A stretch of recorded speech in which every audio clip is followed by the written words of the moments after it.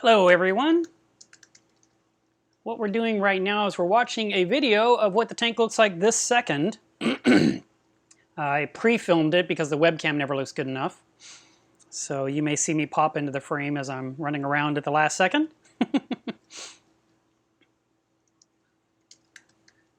Not first.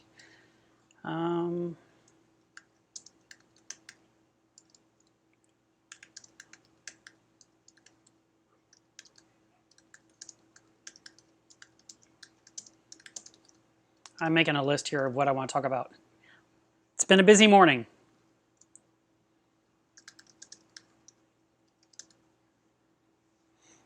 We still have a little more time on this video. Gives me a second to grab something.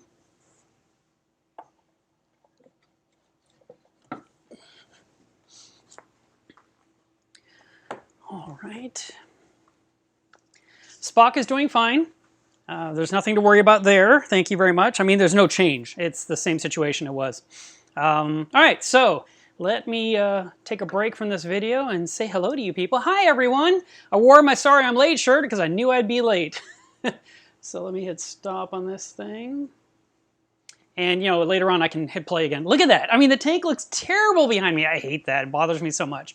All right, now maybe someday this live stream software will allow me to run a video of the tank in the background and I can do a green screen. But as of right now, that's still not an option they give us. They basically said you can have pictures, like a still picture in the background, but I'd love to have nice quality video in the background.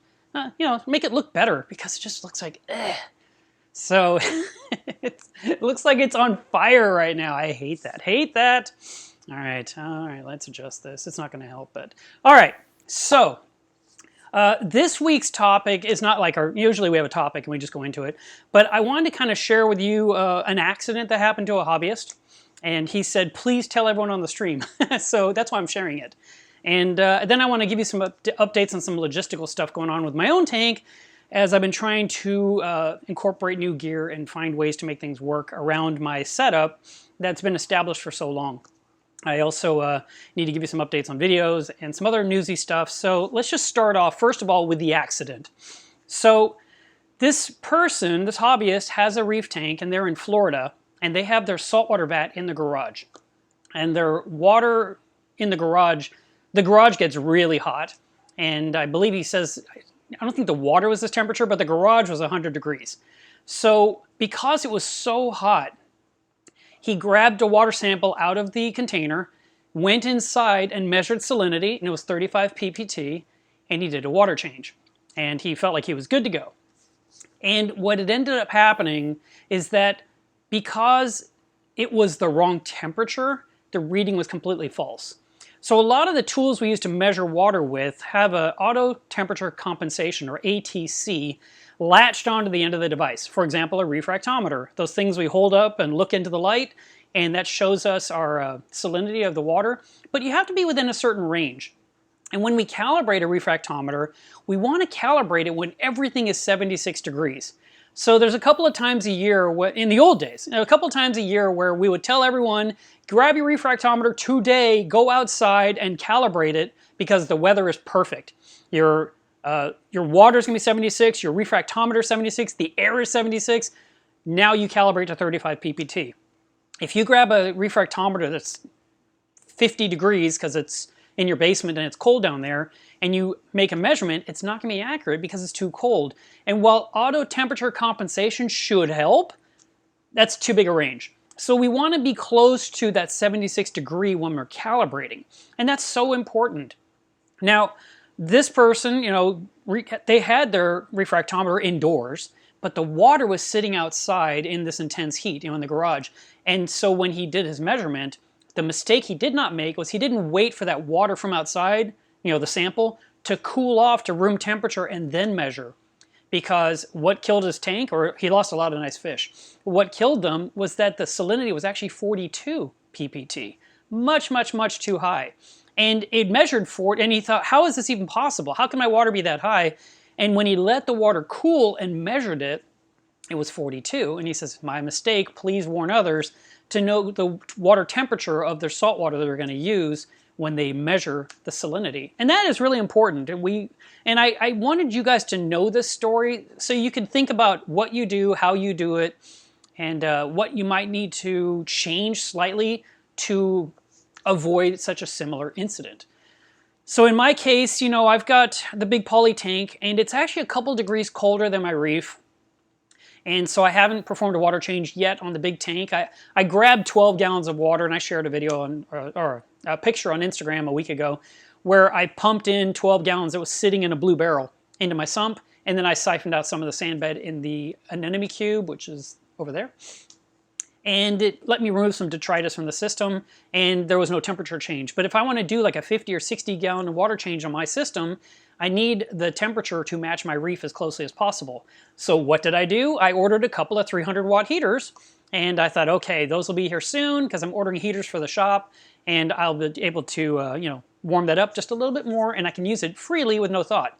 However, when I got my shipping statement from the company, it stated 300 watt heaters, back order. 200 watt heaters, back order. I'm like, ah. It seems like everyone is out of something inventory-wise, and that includes me. I've had some customers recently. I had to send out group emails last night where I said, you know, I know you're waiting for an RODI system. I've been tracking the pallet. I was hoping it would get here as of yesterday so I could start building them and get them out first thing Monday. And now the trucking company actually got to Dallas last night, and they're closed evenings and weekends. And so I have to wait until Monday to receive it so I can build the units to ship them out. And that extra delay, it's never fun for a customer when they have to wait for something. And I really expected it sooner. And the same thing, I had to send a group email out to a bunch of Trident users that needed reagent, and everyone ordered, and I thought I had extra. But so many people ordered that I couldn't, you know, I didn't have enough. But I said, that's okay. I'd already ordered more a few days before everyone bought this, so I knew it'd be here any day. And as of last night, it still hasn't shipped yet to me. So I guess it'll ship out first part of next week and take 4 or 5 days to get here, which again, it's a lag. And so I let all the customers know there is a lag. I'm letting you know what's going on just so you're in the loop. This year has been very busy business-wise. And so I've been working nonstop, and that doesn't allow me a lot of time to play with my tank or do things or invent stuff, you know, or, you know, when I say event, I mean, you know, come up with some cool little solution to a situation. But please make sure your water temperature is around 76 when you're calibrating. And if you have to warm it up or cool it down to get it to 76 to then do the calibration, there's nothing wrong with that. That's what you want to do. You want to be a nice, stable, I mean, really, 76 is the key number. Membranes are rated for, you know, X amount of gallons per day, 76 degrees. There's something magical. I don't know why science loves 76 so much, but they adore it. So we want to make sure that our water is the right temperature when we're calibrating. And if your device has the ATC part of it, it should help a little, but it's not 100% guaranteed. It's kind of a computation it's doing. And we don't want to make a mistake and hurt our livestock. So be sure that you're calibrating properly, calibrating regularly, and keeping in mind, could the reading be off because the entire barrel is, in this case, the person's water was much, much, much too hot. So, you know, if you do keep your water in the garage, then I would recommend the night before, bring in the amount you need into the house near the tank so it can stabilize the room temperature, and the next morning or the next day do your water change. That would be my suggestion. There was a guy years ago, and he really loved SpectraPure RODI systems. He talked about them all the time. Didn't work for them, but boy, did he love them. And anytime anyone asked an RODI question, he was quick to say, SpectraPure, that's the one to go. I've got this amazing system. My water is perfect. But he lived in Phoenix, Arizona, which is super crazy hot. And he kept talking about how he had these huge containers in his garage holding his perfect water. And I asked him, well, how are you using that water? Because I know your garage is 1,000 degrees. There's no way. And he said, well, I've got a couple of cooling fans blowing down on the surface. And that is the worst thing you could possibly do to DI water. DI water is deionized. It is screaming for an ion, any ion it can get. So if you have a big container of RODI water, deionized water, It's like this giant thing, just like a magnet sucking anything it can into it.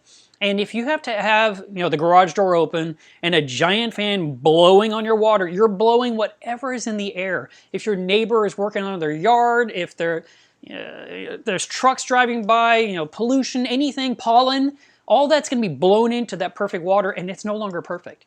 So keep that in mind. We keep thinking, oh, I've outwitted the system, but there's always something we have to think about to avoid making a costly mistake. So, give that some thought. I also wanted to mention each week I've been giving away 5 Coral magazines. So here are a couple more. We're coming up on our final weeks. I'm almost out. I shipped out all of the ones that have been recently won by people on the live stream. And they went out today. I had to go to the post office because I had to get them actually done at the counter because of the weight. So it's not like a letter where it's easy to throw a stamp on it. But got those all mailed out. So what's going to happen during the next hour, hopefully, one of my moderators, probably Eric, will pick 5 people. You have to be in the United States because I'm paying for the postage. And in the future, maybe I'll do something that's international. But for now, we're doing US people. And if you'd like to get a copy of Coral Magazine, this is an excellent magazine. I read it myself. It's full of great articles. And this is something you can subscribe to. But here you can get a free issue and kind of see how you like it. And then if you want, you can subscribe either electronically and download it, or you can actually order the print copy. There's 6 issues a year, and I believe it's about $36. So that kind of brings you up to speed on that. I mentioned before I've had a lot of customers placing orders lately. It's been unbelievable. And thank you so much for that. Let me throw this on the screen because I'm talking about business. So I really appreciate when you guys buy things from MealersReef.com. It does help me pay the bills, and it helps me, take care of Spock and everything else. And whenever you guys buy something, this is what I do for a living. I do nothing else. I don't live on YouTube. I actually run a business, and I do YouTube every Saturday. And then during the week, I try to drop in videos. And I've been slammed since, I'd say November. I had that crazy goal where I wanted to have 1,000 customers for the year by the end of 2019. And many of you chimed in and you made it work. You stepped in and you said, you know what, I got it. I'm going to buy something. And, we actually exceeded my 1,000 goal. It was amazing. I think we hit 1,078 orders. And as of right this minute, this is, March 7th, I'm already at 283 orders. So I've been super busy. I have shipped out 250 orders. And I've got about 30 people right now waiting on me. So if you're waiting on an order, it's not forgotten. I'm working on it, and I appreciate your patience. I also want to mention shipping because that's always a big hurdle for a lot of people, but it seems like most of my customers come from this channel, so I feel like I'm talking directly to you, the customer. And this message is on my website as well, but a lot of people just click stuff and don't read. Basically what it is if I can ship your item for less than what the website charged, I will refund you the difference. And some people don't expect that, don't even know it, and then they suddenly get $10 back or $9 back, and they're thinking, wow, that was really honest of you. I'm like, well, it didn't cost that much to ship to you. Why should I charge you so much? Now, that being said, I pay a ton in shipping to get things to me first, and I hate it. So I understand, when you hate paying shipping too, but it's just, that's how I get it to you. Either the post office or FedEx is how I ship things.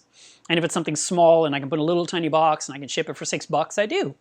But, if it's something bigger or heavier, it's going to cost $18 or $30. It just is what it is.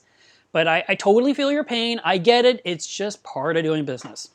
Also, keep in mind too, business owners like myself, we run our business through a website, and we, I do all my stuff through PayPal. Even though people can pay besides using PayPal, there's an option to pay with a debit or credit card too. I pay the transaction fees, so everything, a little slice comes off of everything. Packing materials is part of my cost of doing business. These are all normal things, and I don't complain about them. They're just part of, when you see a price of something, there's a lot of things to consider. It's not just, oh, that thing shouldn't be that much money.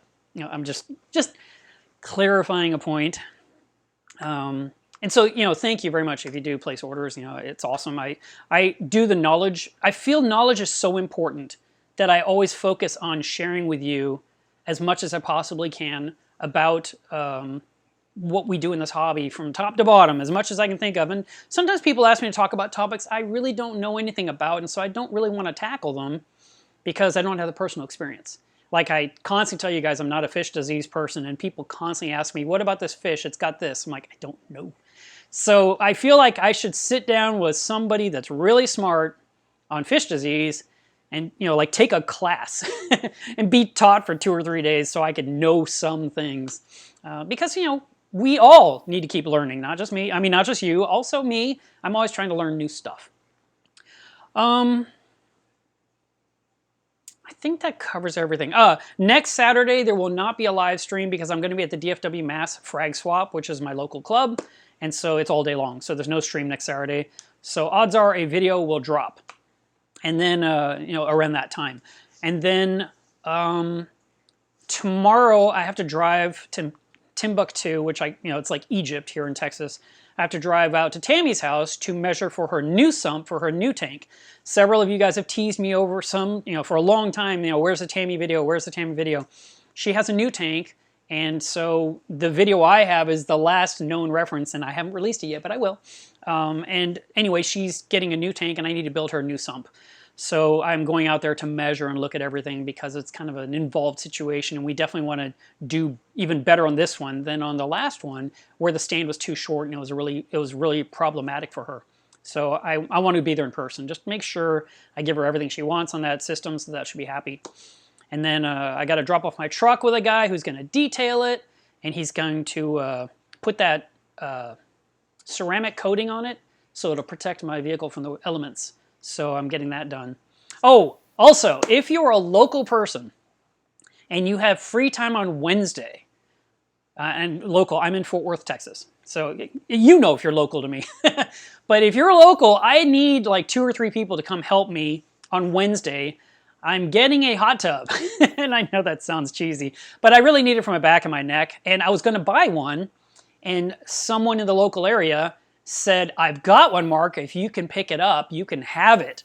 And I was like, that's amazing, which, that saves what, $2,000 or $3,000. So I need some help to carry this thing because it's like 6 feet by 6 feet by, 3 feet.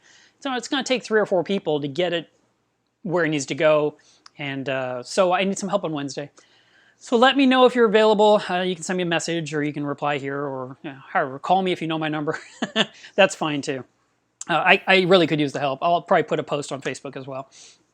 But so that is going to be great. I can't wait. Obviously it has to be wired into my house. Another thing to plug in, and then maybe I can kind of give my back a nice, hope it helps. Make it feel a little bit better since it hurts all the time.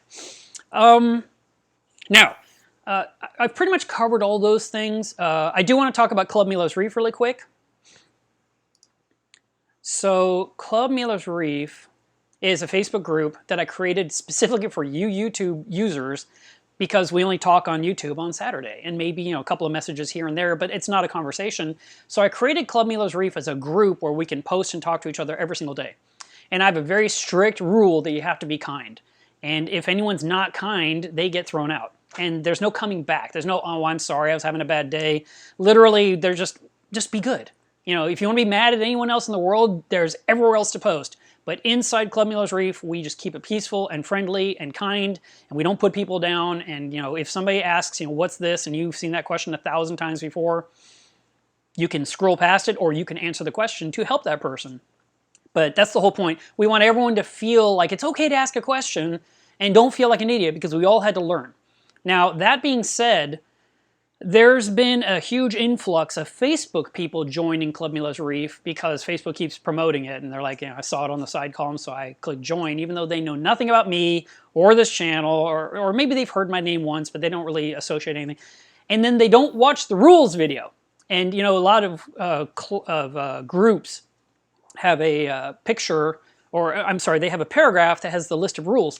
And in that situation, what they do is they say, you can't do this, you can't do that, you can't do this, you can't do that, you should do this, behave. And I didn't do a written list of rules because I'm a video guy. So instead, I did a video of the rules, and I put that up, a year and a half ago. We're coming up on 7,000 members. And I'm actually not wanting to add people now because it just seems like the ones that are just trying to join just because they happen to see it on Facebook are not necessarily, quote unquote, my kind of people.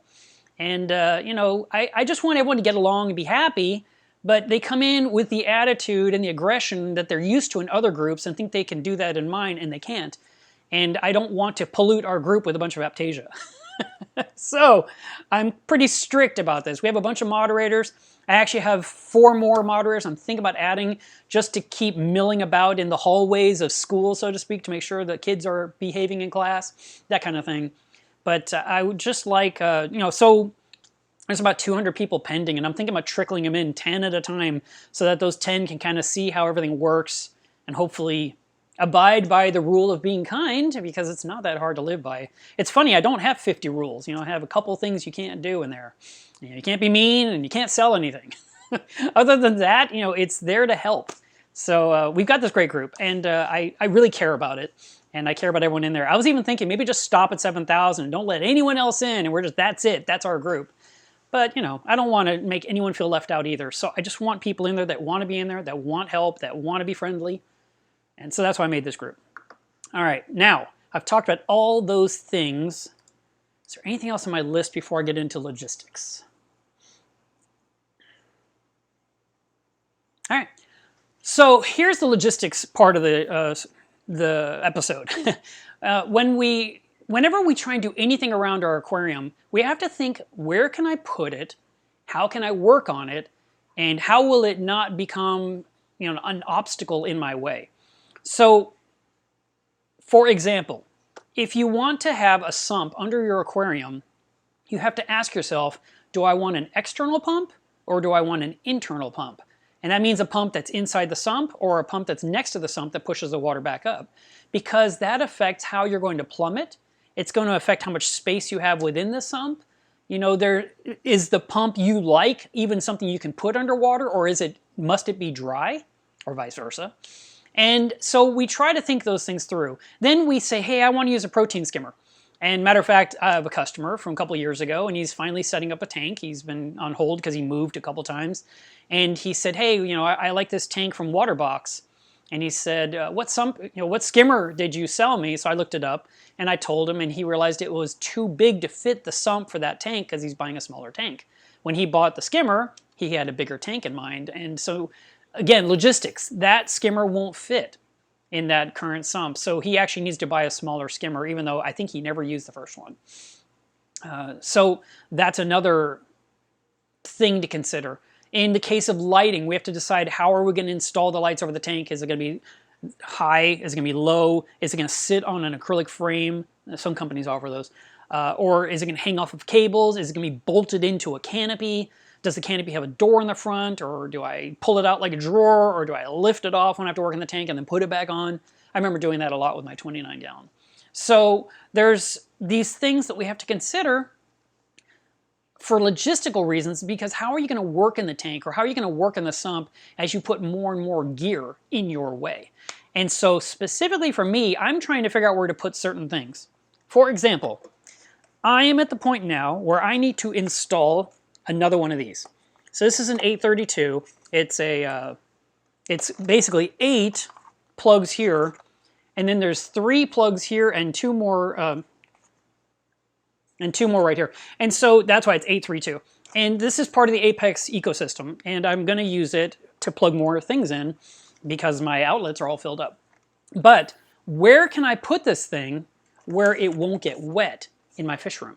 And that's really important, because you have to put it in this orientation. You can't put it this way. You can't put it this way. There's actually a cooling fan here on the end. So it's got to be set up on the wall like this. Nothing can be blocking this side because air has to blow out. This side is where you plug in stuff, where you plug things right here. This has to plug into an outlet in the wall, which is fine. And then I have to run an Aquabus cable, which is basically, it looks like a USB wire that goes from here to any other part of the ecosystem of Apex gear, and you daisy chain forever.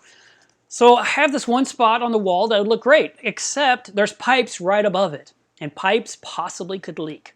If I put it up a little higher, I can't install the walkboard behind my tank anymore, and I limit myself from, just because I have some plugs, that's not going to work. If I move it further away from the tank, will the cords reach far enough to plug in the dosing pumps or whatever I'm going to plug in? So I have to figure out where I'm going to put it. Now another thing I can do is I can make an L shape out of wood, paint it really well to protect it from moisture, and screw that L shape to the underside of my stand, and then mount this on there, but it's kind of heavy. And what if that thing were to drop off? So, I've got to figure out the ideal spot, and I'm working on it. It's a mental thing.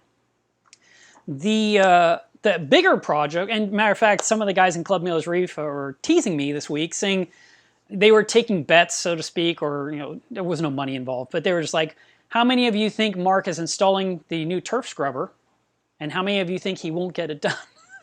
And I felt terrible. I mean, yeah, sure, I'd love to play with it, but I'm trying to get these orders out so people won't get mad at me. And so I thought, where can I put it? Where can I put it? And I actually called Jason today at Foursquare Aquatics.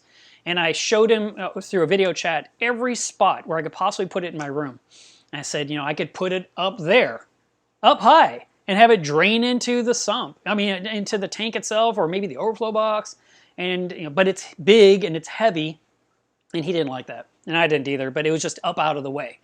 And then I thought I could put it next to the water changing poly tank against the wall, but then I have to run plumbing across the back of the wall, across the corner, and over to the manifold, and then I have to also drain all that water back to the sump. It's a big long run, so that's not ideal either. I could put it in the corner like I mentioned in the water change station video, but the problem is there's a lot of plumbing there, and so it actually has to come out quite a bit, and it becomes this thing that's kind of in the way, and I'm not loving that. And the water drains out the bottom of the scrubber and has to go over the edge of the sump and down in, and all of that is a problem too. So I'm just, what do I do? What do I do? What do I do? And so as I talked with Jason, he suggested, well, can you hang part of it on the edge of the sump? And I was like, there's really a problem here. There's really a problem here. This spot over here is not good. Maybe I can put it down here on the floor on a stand near the electrical panel, but then there's water near electricity. And then finally, we came to the conclusion that I actually, because thank God I built a huge sump. Some people gave me a hard time saying, why would you ever make it so big? What a waste of space. It appears I could actually fabricate an acrylic stand that stands inside the sump that's nice and tall, like 17 inches high, maybe 18 inches high, to put the turf scrubber on top of, and water will pass underneath, and it'll go right over the section where my triple baffles are, where it stops the air bubbles, and that's where my heaters are located and all that kind of stuff. And it looks like I can park it right in there. There's literally enough space if I remove the one reactor that has carbon and move that entire reactor into the skimmer section near the, from the backside, in front of the Clerisy. So I think I've overcome it finally, but this all happened in the last 45 minutes, coming up with a solution, because I just could not find a sweet spot for it. We even looked at putting it in the front, could I put it on the edge of the refugium? But the light fixture over the refugium wouldn't have room to work over the plants. And then, of course, Jason said, of course you can just put it right here on the walkboard and keep it there in every video for the rest of your life. And I was like, yeah, I never moved my walkboard. So, so again, it was trying to think, how can I work it and plumb it in and have it drain properly? And if it were to leak into the sump, because that's an important facet with any kind of gear. And also still be able to work in the sump or be able to access the scrubber, lift the lid off the scrubber, there's, it's a big box. It's 11 inches wide, it's 16 inches long, and I believe it was 13 inches tall with 1.25 inch bulkheads coming out the bottom, which you have to then put an elbow with plumbing on, which adds another 3 inches. I mean, it's almost like 18 inches tall. And so that actually was a hurdle. And there was another option, like I said, putting it adjacent to the sump. I'd have to drill a hole in the side of my sump to run the plumbing through a bulkhead, and I didn't want to do that either. So the biggest thing that I always tell you guys is that we have to be really patient in this hobby and not just jump into stuff. So I wanted to really think my way through it until I came up with a real game plan that's going to work, rather than try this, try that, try this, and waste a lot of time. Because I only have so much time. I'm very busy. And so if I can, plan this out properly in advance, then pop it into place, hook it up, I've only burned a couple of hours and get back to whatever else I need to get done, which usually is taking care of you guys. And so I think I've got that figured out finally. So hopefully in the upcoming weeks, you'll see an update on that. It's hilarious. He says, you know, you need to seed the screen with some algae. And I said, well, I've got Caulerpa. And he says, nah, you don't want to do that. And he says, you're going to your frag swap next week. Ask someone to bring you some of their green hair algae. I've never thought I'd ever be asking people for green hair algae, but I'm going to go to that frag swap next week, and or I'm going to let people know in advance I need some. And then I'm going to grab, you know, like a handful of it, and I'm going to rub it on the screen on both sides, and then install it into place and push it into the device and let the light start cooking it and see what it does for my, my nutrients. So this is going to be fun. I could say it's more than an experiment. You know, I'm going to a lot of trouble for this, but I think it'll be really cool. And I'm really hopeful for the best. This turf scrubber that I've got from Foursquare Aquatics, I think he said was rated between, oh man, now I forgot. I think he said between 300 and 500 gallons of water. Or maybe it's 275 and 525, something like that. And mine is a water volume of 450 gallons, so I'm right there in the sweet spot for this device. And another reason why I got to install this is I got to plug in 2 more lights for the scrubber. And I got to figure out, you know, how much juice they pull. I need to figure out how long to run it. I mean, I probably will run it nonstop initially because I want to get the nitrates down. And of course, that'll help bring down phosphates too, apparently, which is weird. But if it does that, that's great. And then maybe when the numbers come down to that acceptable level we all like, maybe I run the lights 12 hours a day instead of 24. I don't know. I'm going to have to talk with him some more and, of course, talk with you guys and see what's working for you with your turf scrubbers, because sometimes we just run lights nonstop just because we think that's the way to go, and maybe it needs to be more dialed in. But I don't have any knowledge in this area. This is a new thing I'm getting to learn, like I was talking about before. So that's kind of where we're at on that project. And then I still, I mean, Tulio's been sending me, you know, laughy texts saying, have you installed it yet? I got to get those XHOs installed on the Radeon. And so I've got to get the power strip plugged in. I got to, you know, somewhere safe. I've got to get the lights on that tank. I got to get the turf scrubber installed. So I've got some things to do this week. And I believe I can tackle them, which is great, because last week I was like, I have no time. There's no way. And I literally worked so much last week. So much more than I want to. But that's okay. So, oh, also one more thing, while I still have all your attentions, I mentioned this at the very end of the stream last week, and you know, I just want to remind you guys. So let me pull this up really quick. If you're not looking at your screen, it's time to come over and take a look. So this is the Reef Trace app that has been updated with a whole new look and feel to it. Of course, now it's going to sit here because I'm on the live camera. Come on, what are you doing? Wow, worst demonstration ever. Every time I open it, works perfectly fine. Great. Anyway, what I wanted to tell you guys, we'll have to wait a second here, let it do its thing. I'm not sure what's... Oh, I know why. Duh. My phone is in airplane mode because I didn't want to get any calls. All right, so we'll try this again.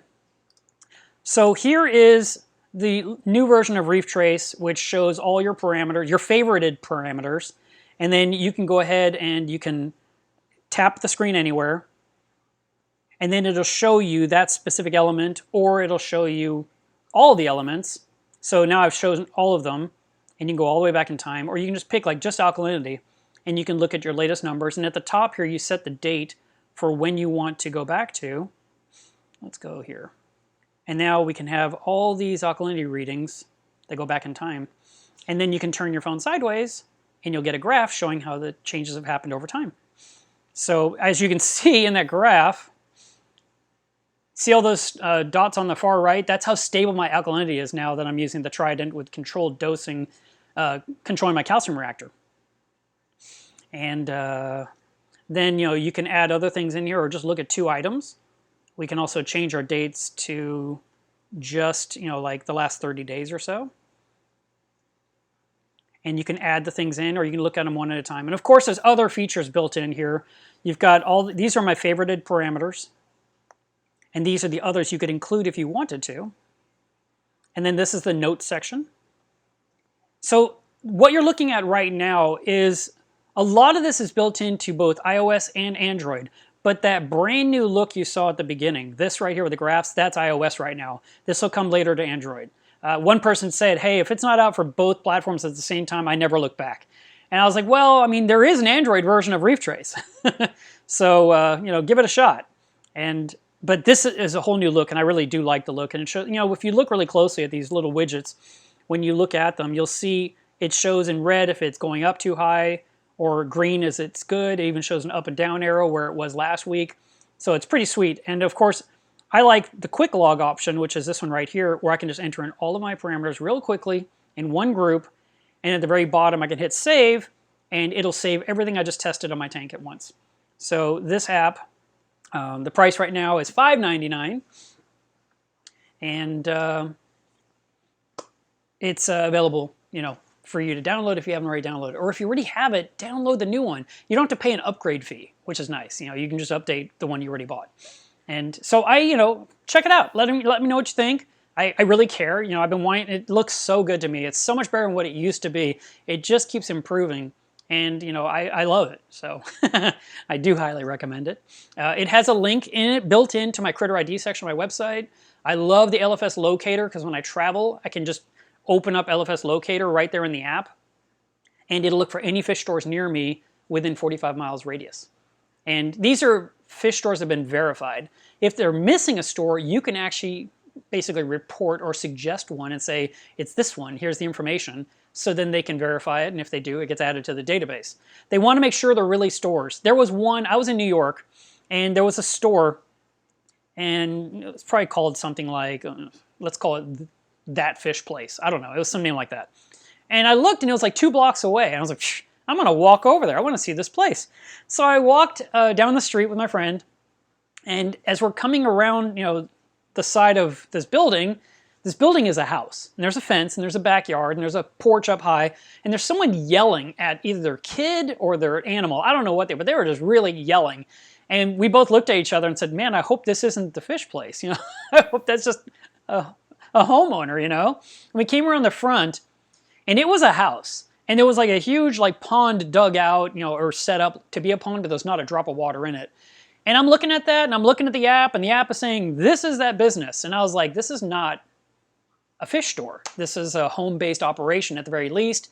And so I had to report to remove it from ReefTrace because that's not, you don't want to be dragged into a residential neighborhood to look for something, you know, that could potentially leave you unsafe, you know. So, I mean, granted, I run a business out of my home, but this place is more business than home.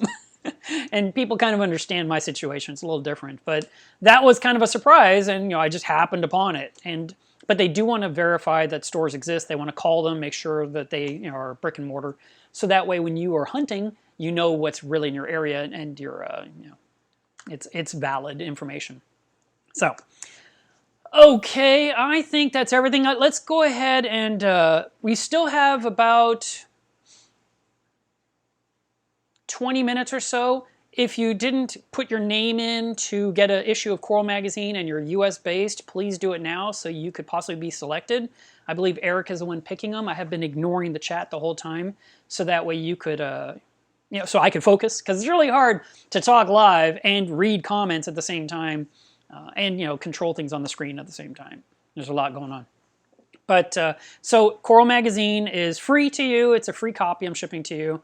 And, you know, if you end up liking it, I highly recommend a subscription. So, so now we're going to ask questions. And any questions you want to address to me, because there's a lot of conversation in the chat and I have to keep scrolling through it. There's a lot of you guys talking to each other. Please put @MilosReef and then ask your question. And that way I can see it quickly and answer it, and we can kind of move along. We're probably going to do this stream for another hour and 15 minutes or so. So this is the Q&A section. And let's get started. In the meantime, while I'm looking at this stuff, I'm going to go ahead and rerun that video of my reef, because it looks better than what you're looking at behind me right now. So you have something nicer to look at. Switch this, touch that on there, and we'll go to this. All right, so that's from earlier. So let me scroll through this. And by the way, that tank looks lit like that because the first metal halide I turned on at that time on the right side of the tank. Oh, I spent I don't know how long last night cleaning all the glass on the two aquariums. You know, the cube and the. Hey, I see myself in the video. I cleaned the cube and I cleaned the tank itself with a razor blade on a holder on a magnetic thing. It's a gizmo I bought so long ago and I still have it. And I scrape every inch to get every bit of algae off the glass. And it makes everything look really HD. And the tank just looks so much nicer that way. And it takes so long because the tank is 7 feet long, it's 3 feet wide, it's 30 inches tall. And then the cubes are 24, 24, 24, so there's 3 sides in that tank to clean. And I want to get all of it clean so it looks really nice. So.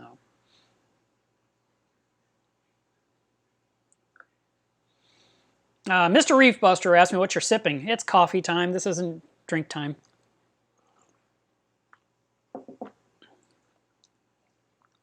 I see a bunch of names in here I recognize. I'm so glad you guys tune in each week.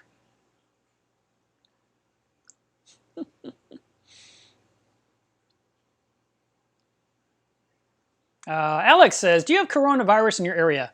Man, I hope not. I haven't heard anything specific, but you know, it's being overblown, obviously, because it's such a small amount of people that have been affected, you know, especially, you know, that have died out of the entire planet. What do we have, 7 billion people on this planet right now? Is that right? And, you know, there's been, you know, 30 people have died. It's a really small number, but we're all panicking.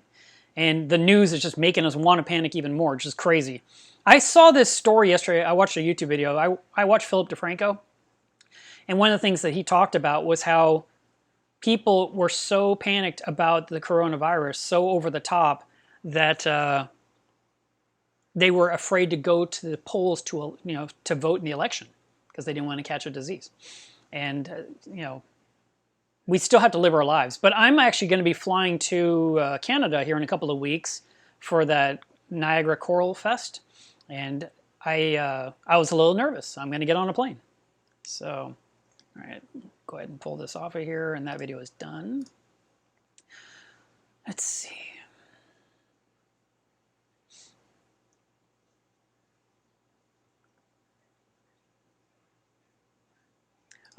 Jung says, my urchin attempted to spawn in my reef 2 hours ago and the water turned cloudy for about an hour.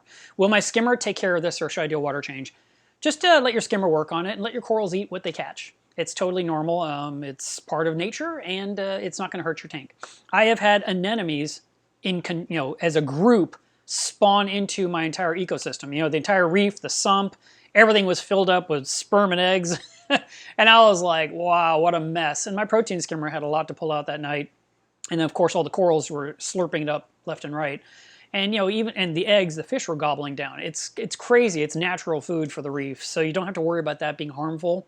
It's not going to become cyanobacteria. It's not going to kill your fish. There's always the potential of too much of something happening in any tank where the ecosystem can't handle it. If you're really concerned, or if you're running a very small tank and this is just like a ridiculous cloud that you can't even see through, I mean, it's just like dense fog, you might add an air stone to the water, or you might actually do a water change, but most usually no. Because a lot of times things spawn at night while you're asleep and your tank is dark and you missed it. And the next day you're looking at your tank and you never even knew it happened. So yeah, I don't think you have to worry about that. It would be very rare occasions where something happens to the point where you actually have to intervene. And when all my anemones were spawning, I just filmed it. I was like, this is cool. But I didn't sit there and think, oh God, my poor livestock is going to die. And of course, nothing died. So I would think I'm pretty safe on saying that I think it'll be just fine. The Silent One said, Mark, use ISO to fix the tank. The problem is that the camera is focusing on me. And I think maybe it helps if I wear a lighter colored shirt. You know, like if I wear a white shirt, maybe it darkens things, which then darken the tank. But you can't adjust two things at once with this camera. So can't do that. But, you know, that's why I'd rather just run a nice clip in the background, like film the tank for 15 minutes or so, and just let that run behind me on the show. So it looks so much better.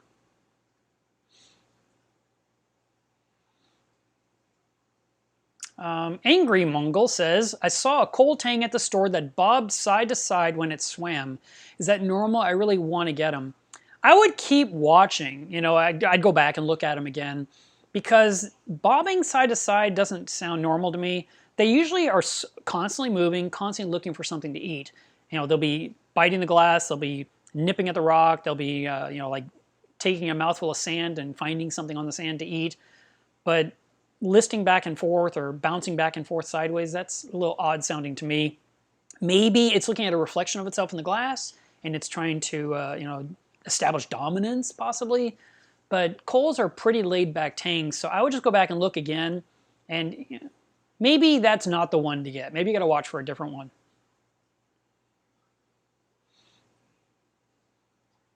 Yes, I know Aaron does. He does a beautiful job. Matter of fact, he made that beautiful studio recently. The problem is this software doesn't let me do that.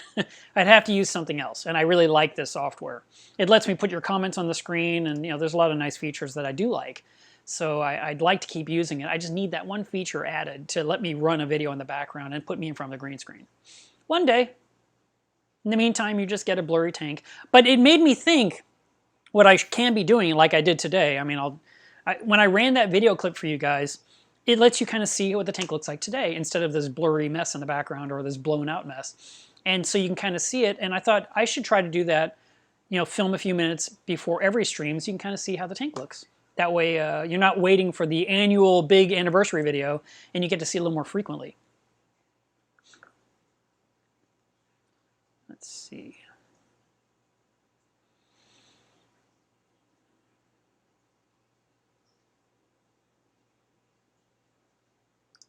Jared Long says, what do you think about calibrating the Hannah's digital salinity probe? Should the calibration fluid be 76, 77? Yes. Yeah, everything needs to be that room temperature that we're looking for. That's the ideal. You know, if it's like 73 degrees or it's 77 degrees, you're really close, but we want to be in that window. And one of the things you can do is if you know your tank is 76 or 77, you could actually float the calibration solution packet, you know, unopened, in your sump to make those two match. And now you've got pretty much the right temperature, and then you can take that thing out of the tank and put it into a jar, or I like to use a small drinking glass, and then I cut off the top with scissors and I put the probe inside to calibrate, and I know that the packet wasn't icy cold or too hot. So, you know, that's an easy way to make it, you know, temperature accurate to your system. Callie says, can you explain why people say you should keep the alkalinity lower than 9 DKH when you have low nutrients, or you may experience browning corals? Yes, when you have really low nutrients, which means your phosphates are 0.03, 0.02, 0.01, 0, and your nitrates are just a 0, you know, you just can't get anything. If you run a higher alkalinity, there's a problem in the tank because things aren't equal, they're not right. And so it does create burn tips. It can make things look kind of brown and washed out. When you have plenty of nutrients like I do, you can have higher alkalinity with no problem. And I've mentioned this before, but you know, there's always new people on the channel. There was a time where my tank got really, really high in alkalinity. And when I say high, I mean 22 DKH. It wasn't intentional. I hadn't been testing my water regularly. I was just keeping an eye on the reef visually. And I decided to pull out the test kit, and I couldn't believe it. I was like, there's no way this is correct. And I retested, and it said 21.5 DKH. I'm like, that's insane. And I looked at the reef, and everything was just swimming around normally. But I have plenty of nitrate, and I have plenty of phosphate, and so the reef didn't care. And so you can have a higher alkalinity with higher nutrients. But when you have lower nutrients, you need lower alkalinity. It's the thing about alkalinity is it is really an important part of the growth of the corals, especially stony corals. So SPS corals, LPS corals, they have a coral skeleton that they're using the alkaline, the calcium, and even magnesium to build their structure to then have a polyp emerge from. And in a tank that has a lack of alkalinity, what happens is the corals snap really easily. And they break easily anyway, but they really break. It's like balsa wood. Not paper mache, but balsa wood. It's really soft and tink, and you're like, ah. And so by having a higher alkalinity in a tank like mine, things are a little more durable. They can kind of handle a little bit of a bump without snapping off, you know, in general. Just depends on how big the item is, you know, what kind of mass we're dealing with. But that's the situation that, yes, it is correct. It's not misleading. When you have low nutrients, you have low alkalinity. When you have higher nutrients, you can go with higher. I actually try to keep my tank right around 9.1. And I've been watching my graph in the Apex because Trident is testing it constantly. And I'm staying somewhere between, actually I just shared an image, so I'll just grab it to show you guys. So here is, I'm going to turn this off. Here is my current reading as of this week. And if I zoom in, actually if I turn sideways, that would be better. Then I can zoom in and show you all this. So you can see that my alkalinity, the lowest point this week was 8.8. 8.77 is 8.8, right? And the highest was 9.5. And my average was right at 9.1, which is what I want. My calcium, the lowest point was 397, the highest was 422. My magnesium, the lowest was 1430, and the highest was 1437. But when you look at the graph, you're like, oh my God, you're all over the place. Look at this thing. But it's misleading because all I care about is these numbers down here. And whenever people show me their numbers through their Apex, I'm always like, show me these numbers. I want to see this part. I don't care about the hills. So don't show me the graphics, show me the numbers. But this is what we're looking for. We're looking for nice, tight numbers week after week after week.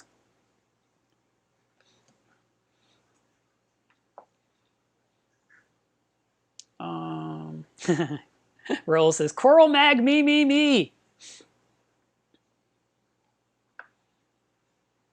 Lefty says, new to the hobby, what's your opinion on buying a used reef tank or a complete setup? Things to look for, the costs, and where to look. And he's aiming for 125 to 220 gallons. If you want to buy used, you could buy used from a fish store because they may have a tank that someone has turned in or that they no longer maintain, and you can buy that. It will cost you more probably. You can also look at places like Craigslist or Facebook Marketplace, and you might find a good deal on a tank. And I remember back, I was trying to get one more tank in my house. I had a 29 gallon and I was kind of wanting something else. So I went to the newspaper and went through the classifieds. This was way before Craigslist existed. And I was looking through it and there was a 55 gallon aquarium and there's a phone number and it's at saltwater. I was like, okay, cool. So I called them up and I said, I'd like to know how much your aquarium is. And they said $2,000. Again, this was a long time ago, so that's a lot of money. Nowadays, that's 2 light fixtures for our tank. But back then, that was a lot of money. And I was like, oh, never mind. I'm so sorry. I'm sure it's worth it. I just can't afford that. I'll let you go. And I just, I hung up. And then I guess it was like 3 or 4 weeks later, I decided, let me go look and see what's in the ads. And I found another ad in the paper that said, 55 gallon aquarium for sale. So I called it up. And I said, how much do you want for this tank? What does it come with? And it was the same people. And now it was $1,000. And I was just like, oh, that's crazy. I can't believe I called the same number twice. It's been a month. I'm like, yeah, no, it's okay. And so I hung up because I didn't want to spend $1,000 either. And then 3 weeks after that, they called me up and they said, would you take it off our hands for $500? And I was like, And it was right at the point where I had to pay my next rent payment. And I was just like, or taxes, or I don't know, I had to pay something. And I was like, do I want to pay that? Or do I want to buy me this tank with the $500, And I said, you know what? I'm just going to buy it. I'll find a way to pay the bill. And so I got my trailer hooked up to my vehicle. I got 2 people to help me. I loaded my vehicle with trash cans and tubing and towels. And we drove out there because they said, look, we need it out of here because we're putting in new carpet. So if you buy it for $500, you're getting it off our hands, we're happy. And so I went ahead and I showed up. And then when I got there, the tank was not great. It was okay. It had a stand, it had a canopy. The aquarium was intact. It was full of water. There was livestock. But it was just like a pile of dirty rock and there was some fish. And but in the garage, there was like extra tanks. There was an RODI system. There was a chiller. There was medication, there was fish food, there was so much stuff it came with that, and they threw anything related to the aquarium went into the $500 package. So I bought the whole thing and loaded my car up. And we went from their house straight to Home Depot so I could buy electrical because I wanted to run a new circuit on this wall that doesn't exist anymore. There was a wall here. And I had to run a circuit with an outlet right there where we're about to put the new 55 gallon aquarium because I knew one set of plugs wasn't enough. I needed 2 circuits. So I went ahead and I ran that. And then as soon as that that was installed. We could bring in the stand and the tank. I had to clean the tank and then install it all. And I got a good deal for 500 bucks. And I ended up selling the chiller to someone in California, which made me laugh because California's got the best weather. And here I am in Texas, which is blazing hot, and I don't want a chiller. And this guy bought it. But the rest of it, I hoarded it all like I usually do. I mean, I usually hang on to everything because you never know when you might need it. But in your case, you're like, should I buy new or used? The question is going to be, how much does it cost? Is it worth it to you? Is it too expensive? Or is it things you don't really want? Some people will buy multiple used setups from a lot of different people and grab the best of each item, and then they try to unload the last of it, the stuff they won't use. It's a lot of work. And others would much rather prefer to have all brand new stuff with warranty.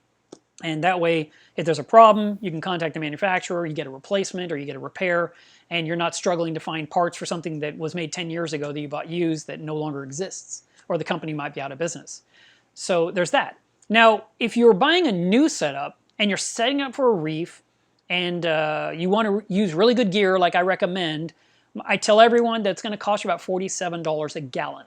So you take your 125 gallon tank times $47, that gives you a ballpark price of what you're going to spend before you get any livestock. If you wanted to go with a 220, it's 220 times $47, but that's all brand new. And usually I like to think you can get used stuff half price. So that puts you around whatever that is, $23.50 per gallon. And but you might get some really cool livestock from a used setup. You might get these fish you really like, or a whole bunch of corals you love, or something like that. But since you're new to the hobby, there's also the fear that you don't have enough knowledge to keep those really cool things you bought long term, because you're going to go through all the mistakes that happen to new hobbyists. And you might have got a great deal, but didn't survive because you didn't know how to do certain things. So learn as much as you possibly can before you spend any money. That will help you a lot. These live streams, I know they're long. Put them on a playlist, and when you're driving to and from work or whatever you do, listen to as much as you can, absorb as much as you can. I have a ton of articles on my website. Please read them. They're there to help you. The website does sell things, but there's a ton of knowledge on there. And I was just talking to my web developer yesterday, and he says, Mark, what is your legacy? If you die tomorrow, and I was like, well, I want my website to keep going. Even if you have to remove the shop, keep the knowledge there. So when people Google stuff, they can still get the help. And he was like, yeah, fair point. So I really do have a lot of things in written form that it's quick and to the point, where you're going to read it in 5 minutes or 20, depends how long I wrote. Or you can watch these long videos and pull in nuggets of truth with stories as we do the Q&As. Thank you very much for the super chat, Mr. Reefbuster. I appreciate that. Oh, well, thank you. That was unnecessary. He said this $5 is for the shipping. Thank you. Let's see.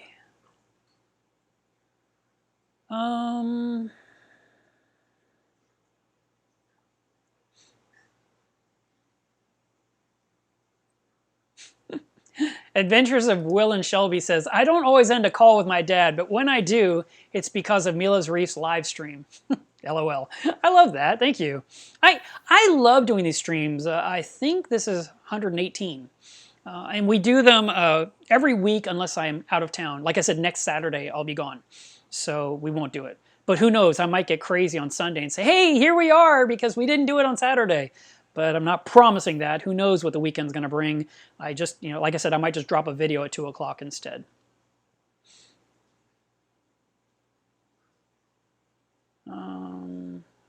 Eric, thanks for tracking the names. We have 1 minute left if you're trying to get the Coral Magazine for free. So this is your last chance, guys. Tim's Tank says, finally able to catch the beginning of the live video. I've been watching and enjoying your info and videos for years. Keep up the good work. Also, I want to mention to you guys that a lot of times when people buy things off my site, or just in general send an email to my site, they'll tell me, I watch your streams, or I love what you helped me with, or you were completely correct about this. And I do read that. I read everything you guys send. I don't always have time to reply, but I try to. And this is really my time to really talk with you guys one-on-one as much as I can.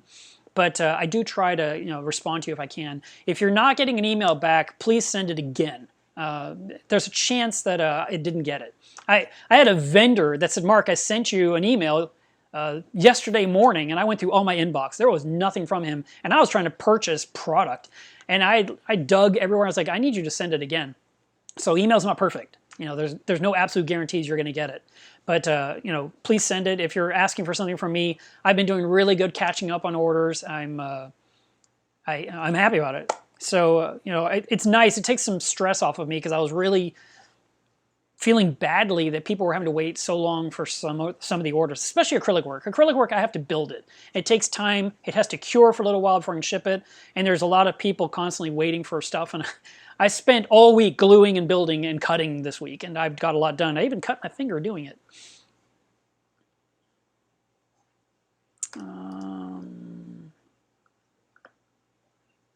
Bill Paddock says, how about bringing people on your live stream from time to time to talk about some of the things that you have less experience with, like fish disease? I like that. I'd love to do like 2 microphones and have them in the same room. What I don't like to do, and so I'm kind of anti, is bringing them in via a stream if their signal's not strong enough. Like if we were to use a Skype interview, for example, if their internet's kind of cruddy, then they just look like a pixelated mess. And while I realize the picture doesn't matter that much, I'd rather it look good, and so I'd love to have, like, you know, me talking to a person right here on camera to you guys. That would be awesome. Or me going to that person. Again, I want good internet. If we have good internet, I'm willing to do it anywhere. And otherwise, it might be better just to film the interview and then upload a 4K video to you guys, you know, separately, and it's just not a live stream. But I've considered that. You know, it's just I need someone with a gigabit of upload speed, like I have. And then, you know, we're good to go. It'll be kind of fun. But you're not wrong. You're not wrong at all. The other thing I could do is keep reading Coral Magazine so I can keep learning. So that's the other one. Okay. Kevin James says, I just got my UV sterilizer in an attempt to battle dinoflagellates. I'm doing all the necessary things my local fish store told me to do, except for how long I should run it once I start it. Will it kill the pods? A UV is a bulb inside of a plastic housing, usually PVC or something, or ABS probably. And water flows through it, and then the UV light kills whatever's in the water. If the pods are being pumped through it, those pods will die. Good bacteria will die, bad bacteria will die, anything that gets by the UV light will die. So that's your death zone. But if there's pods on the glass or pods on the rockwork or pods in the sand, they're fine, they're safe. They have to go through the light to be hurt. And you need to be careful around it too. Obviously, you don't want to get UV radiation. You want to make sure you're protecting your eyes. You need to replace the bulb in a timely fashion. And you also need to determine how long you want to run it. Like with the dinoflagellates, you might need to run it 24 hours a day for weeks to solve this problem. Also, watch that your tank doesn't get too hot because of the running the UV, because that's heat in the middle of water, and it's going to be like an internal heater of your system. But keep an eye on that as well, especially with our weather. What happened to winter? We're like right into spring. I already had to mow last weekend. I was like, I can't believe I'm mowing in February. That's insane. But you know, if it's getting too warm, you need to put a cooling fan on your tank to keep the temperature stable. Or maybe you want to run the UV at night when the tank is really going to be cool, so it can kind of warm up. But during the heat of the day, because you're not running your AC yet, you could have it off so it doesn't warm up your water too much. But no, your fish can't be hurt, your corals can't be hurt. The pods that are not inside that sleeve, they're going to be safe.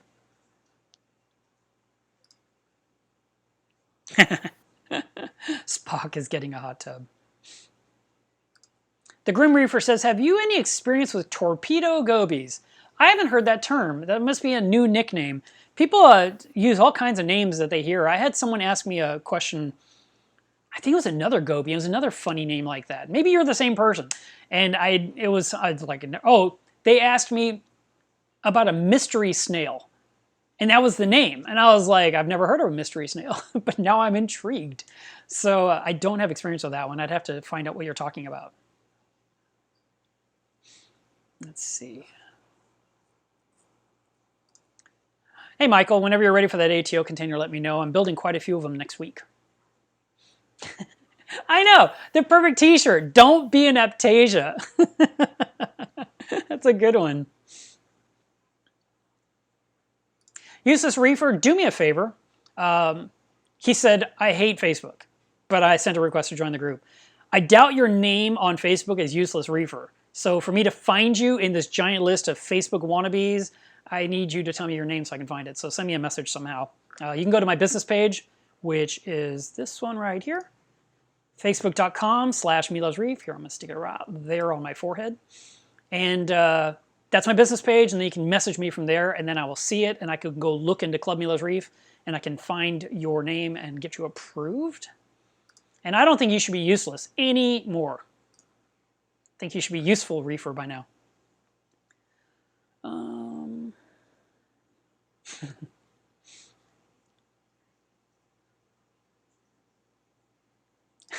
J&A said, we added mollies into our big tank to help keep on top of algae and ended up breeding instead. Wow, that's cool. So you have a bunch of little mollies, or you just saw a bunch of eggs? How did that end up playing out? I'd love to hear more. Oh my God. There's a joke, people. If you can think of a better fish channel, let me know. Such a dad joke. It's great. Glenn Smith says, are you thinking about trying out a new LED light like the Radeon Generation 5 for one of your aquariums? Is there really such a big improvement difference between the 4 and the 5? Well, that's a great question. I have ordered the Gen 5 Pro to put over the frag tank. I have a Gen 3 Pro over the tank right now and a dead Gen 2. So this 5 is going to replace the 2. I have a 4 over the Anemone Cube. The 4, if you know what the Radeon looks like. It has 2 clusters of lights that shine down on the tank and look good. The new Gen 5 spreads the lights out like a lot of the light fixtures have done, and it's Mobius compatible, which means I can use my phone to program the lighting schedule. And I'm already using Mobius for my Versa pump, which I'm using to feed my calcium reactor. I have Vectra pumps that at some point will talk to Mobius. My Vortex will at some point talk to Mobius. It'd be kind of cool to be able to go that direction versus EcoSmart Live that I'm so used to using. And so yeah, I will be putting it on that tank. I ordered it. I don't know when I'm getting it. It could be another month. But whenever it shows up, I'll be putting it on that tank. And I'll find out what the difference is. But the main reef, I'm still a metal halides guy.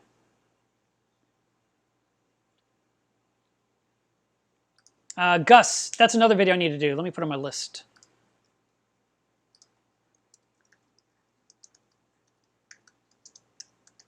And that'll be a quick one. That'll be a short little video. Like, oh, that took 5 minutes. You'll love that. Thanks for asking. He was asking about a video about using F-Aptasia. Tim says, how about putting an acrylic box to protect the EB832? Yes, that was another thing I thought about. I thought about making another acrylic cabinet, like I did for the one by the frag tank, and put all the gear on the front, hide all the wires in the back, and then put a cover or some kind of a shroud to moisture proof it. It won't be waterproof, but it'll definitely handle accidents, spills, squirting water, whatever, something dripping. Yeah, I thought about some kind of a shelf or some kind of a cover or something with a hinge with a door. Yeah, that was one of the ideas for that wall, because that is kind of an area where something could go wrong. But I do, yeah, I think that's really the way to go. So thanks for bringing that up.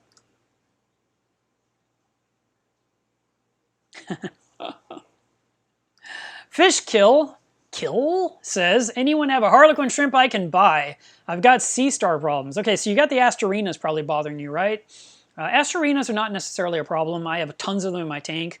Out of the different kinds that are out there, typically there's only like 1 or 2% that are problematic. Most of them are just little grazers that eat algae off the glass or off the rockwork. You may see them on zoanthids or corals. You can always just take them off if you see one that's bothering something you care about. But if you really don't like them, any of your local fish stores should be able to get you the Harlequin shrimp. And if they don't have it, just ask them and they'll bring it. They'll order it in for you on their next order, and you can get it a week from now. Marcus Aurelius says, I just don't get how you have crazy nitrates even with your big Caulerpa sump. Get on there with a sulfur denitrator. I actually borrowed one a long time ago that I was going to try out, and I was ready to go. And then I tested my water, my nitrates are super low, and I was like, oh, so I just returned it. So that's one product I have not used.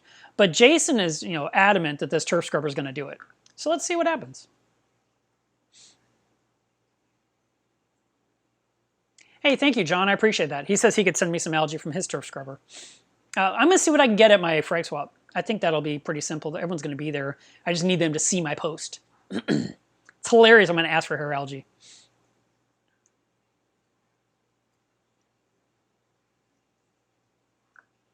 So Manny says, make sure whoever you get your hair algae from for your scrubber, that their water is top notch.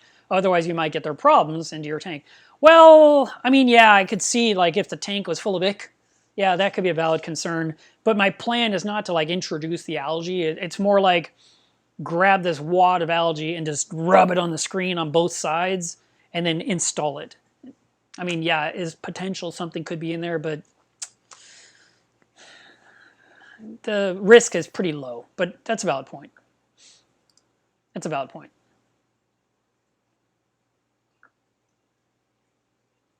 Let's see. Crisis Film says, I love the update for Reef Trace. I'm happy to hear that. Yeah, it's so much nicer. And this was a weird one. We found another bug. There's always a little bug. We're always squashing bugs. Matter of fact, a new version rolled out to me to test again later today because we keep squashing them. This was a weird one. You'd make a note, and of course there's a field that says title, and you'd put in the title like Prodibio or I don't know, UV bulb or something.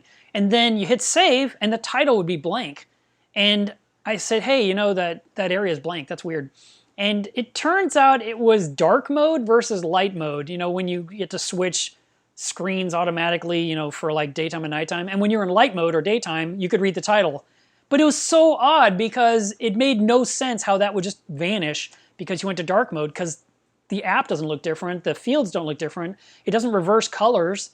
And yet, as soon as I mentioned to him that the title wasn't showing up, he says, I bet it's dark mode. And I was like, how did you even think of that? So that was and he solved it. I mean, he solved it instantly. I switched mine off and boom, the title was right there. I was like, wow, he's actually right. That's crazy. So I think that's the newest one. The Android is not hated. There's just so many more iOS users than Android, but there is an Android version out of Reef Trace already. It just doesn't look like this version because this just came out. And like I joke and I say, hey, let all of us Apple people find all the bugs, and that way when they update the Android version, you'll get it perfect. So don't worry, it's coming. It's just they released this update to iOS first. That's all it is. There's no hate.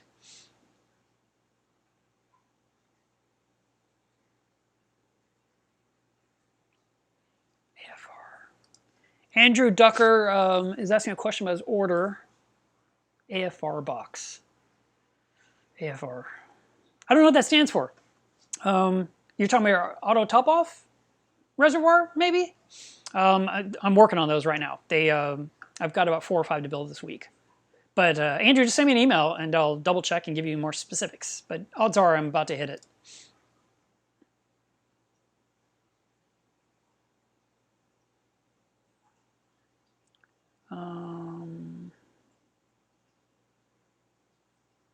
Becky says, I'm upgrading to a new tank with a sump and skimmer. When should I start running the skimmer to break it in?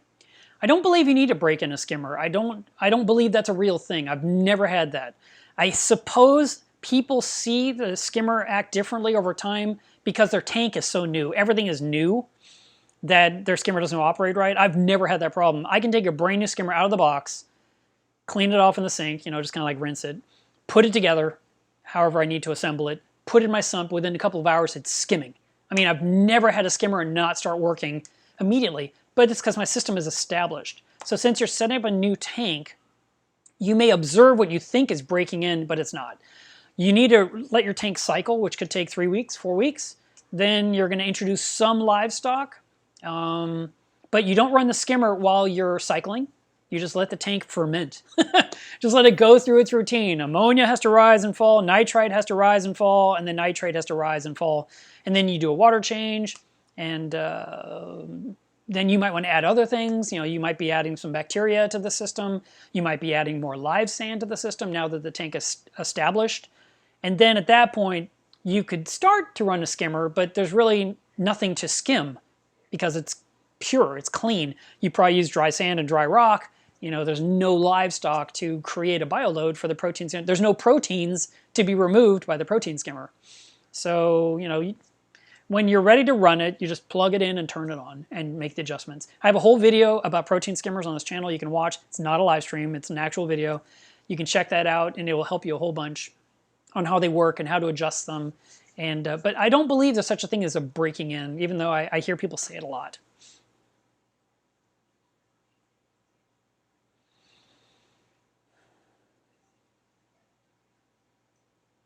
Kevin says, with ESV bionic, if I have 7.5 alkalinity and my calcium is 477, can I just dose component number 1, which is alkalinity, and not dose number 2? Yes, you can just dose what you need to get them evened out. But then once they're even, then ideally you want to dose the same amount of both each day. That's how it's supposed to work.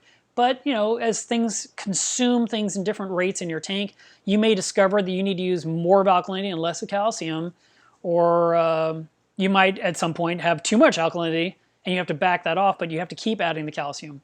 So you want to test and find out what's going on to know what you need to dose. You probably are, well, I'm going to hope that you're testing every week on Saturday. We always talk about water test Saturday, but if you're not testing every week, you need to start. And when you're dosing something like this, you probably should test more frequently. It's not unheard of to test your tank every single day. All the public aquariums you go visit and you're like, oh my God, I love this place. I wish I had a tank like this. They test that tank every single day. And then they write it up on a board on the wall, and whoever walks in can see that the numbers have been posted, that the water's been tested, and that everything's good for that day. Because so much can change in a reef tank in a day. So as you're dosing, you're going to test like 20 minutes later or a couple hours later, see where you're at. And then tomorrow you might dose a little bit less or a little bit more of whichever part. But yes, you can just dose one part if that's all you need for a little bit while you're waiting for the other one to dissipate down.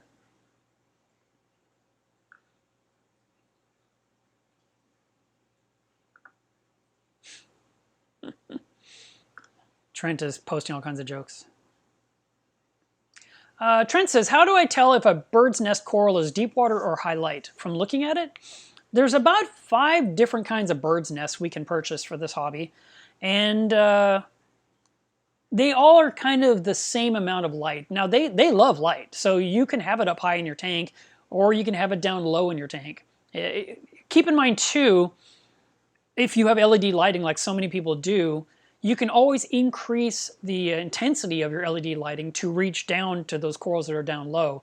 But there is the risk that because you've really cranked it up for down low corals, that the spot up high in the tank is intense and you can barely put anything up there because it won't survive because it's getting blasted with light.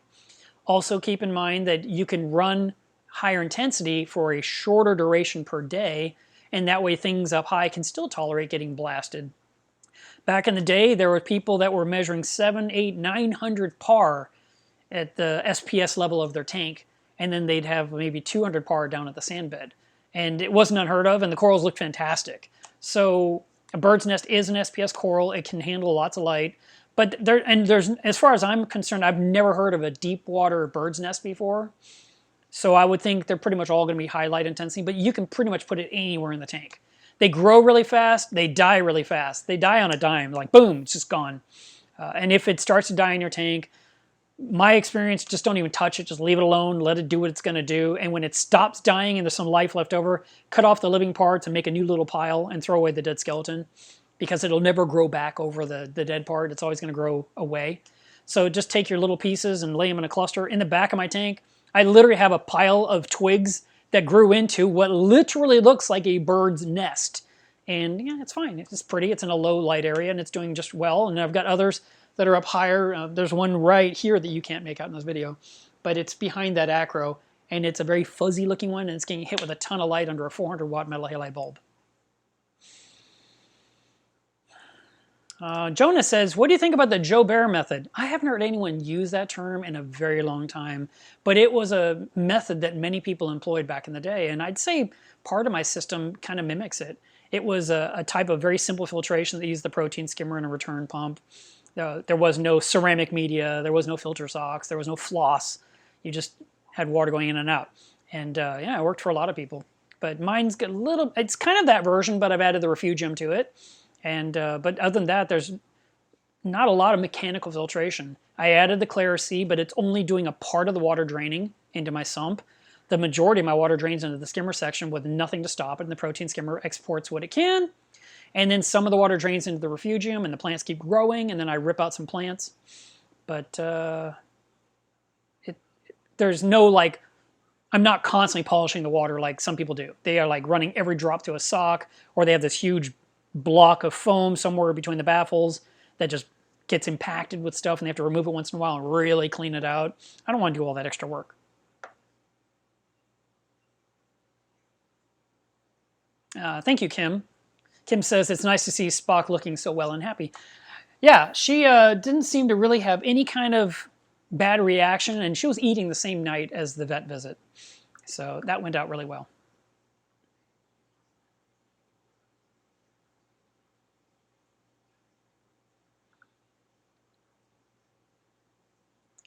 Mr. Reefbuster says, my new tuxedo urchin died within 3 weeks of getting it, but the other cleanup crew are okay. What gives? I have no algae or diatoms in my tank now since I added the cleanup crew. Well, good. You solved the problem. Unfortunately, sometimes an urchin may fall down, like off the glass or off the overflow box, and it could be kind of, I mean, it has the ability to turn itself right side up, so to speak, but it is possible that it could have fallen into something that killed it. For example, I had a tuxedo urchin inside the anemone cube for a long time, and then one day I saw it on the auto feeder chimney that the food drops through, and it was snacking on that, and I was like, oh, yeah, whatever. Didn't care. And then I think it was the next day, I saw the skeleton down on the sand. It was basically gone. And I thought, wow, what happened? Then it made me think, well, what could have happened? And I think it fell into an anemone, got stung to death, and then the cleanup crew finished it off, and then I had this little empty shell of a urchin. You've seen what those look like. They're kind of like an eggshell. And it was gone. So that's a possibility. It could be the acclimation didn't go so well for that one. It could have been not doing well when you bought it. Like it just wasn't a good, healthy one. There's a chance. There's times where you get something and it just doesn't make it.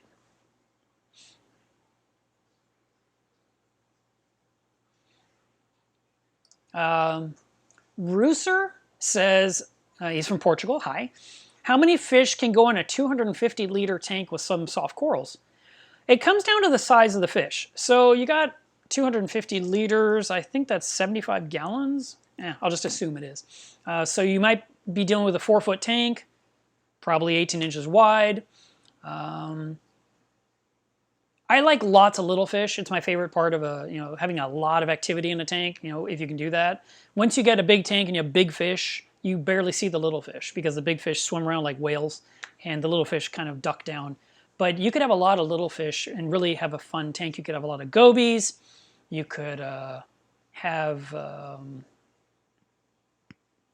pseudochromis, firefish, clownfish. You might want to put in something pretty like a coral beauty or a flame angel. You could, I'm trying to think of what we so often see. I'm not a big fan of tangs in a 75-gallon, but if you have a small one, you could definitely enjoy that. Maybe a little hippo tang or a little tiny yellow tang. They're being tank bred these days. And think about those. Those guys are being bred in little tanks. So you can, but as the tank gets bigger, it's going to need a bigger tank. So you want to keep that in mind. But initially, it's not really like 17 isn't the answer. And in the old days, it was like this many inches of fish per gallon. And that's not really the truth anymore either. We're more, it seems like we are way more apt to put in a ton of corals in our tank than fish. And when we do that, we get all the corals we love. We really load it up. Like you said you have a bunch of soft corals. You probably have a bunch that are your favorite. And then you add some fish. And my dad says we add fish like decoration. And it's because we care about the corals so much. The corals are the challenging part. The fish just swim around and eat and poop. It's not really hard to take care of them for the most part unless there's a disease. But I would say keep your bioload reasonable to the amount of filtration your tank can handle too. Don't overload it. This is not freshwater tanks. You can load up a little fish. Apparently they have no problem. Saltwater tanks don't do well with a ton of fish. But you can have a lot of little tiny guys, little adorable fish, and it could be a lot of fun.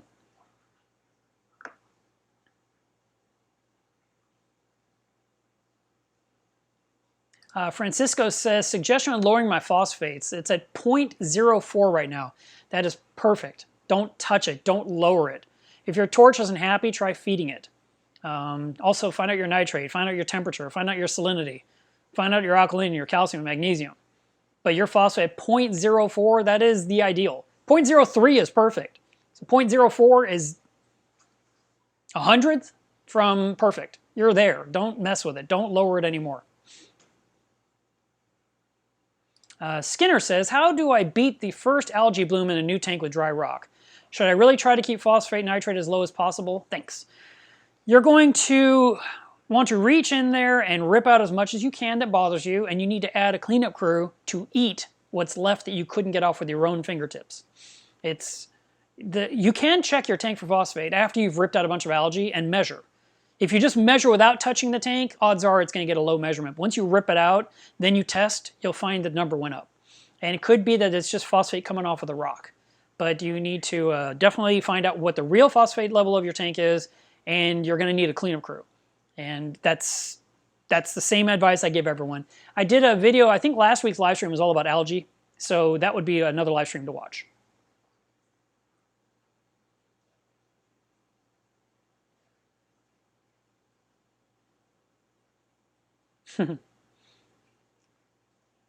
Martinez says, you have a for-profit healthcare system. I know, and no one pays me when I'm sick.